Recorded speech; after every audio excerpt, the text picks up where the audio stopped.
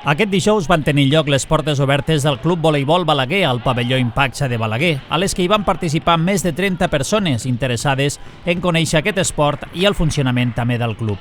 Clara Chuar, responsable de l'entitat, va valorar molt positivament la jornada i n'explica els motius. La jornada ha anat molt bé, hem tingut més de 30 participants de totes les edats, també de majors de 18 anys. Creiem que una jornada com aquesta de portes obertes dona a conèixer el voleibol i expliquem una mica la tècnica, però també expliquem la pràctica, veiem poden jugar, poden fer una mica de partit i els jocs més bàsics dels entrenaments, i a partir d'aquí creiem que aquests nous participants s'apuntaran al club. El que estem intentant és aconseguir més equips per tal de poder agafar més nivell i crear més comunitat dins de l'entitat del Club Voleibol Balaguer. I a partir d'aquí, agafant aquest nivell, podrem competir a lligues federades o lligues de Catalunya.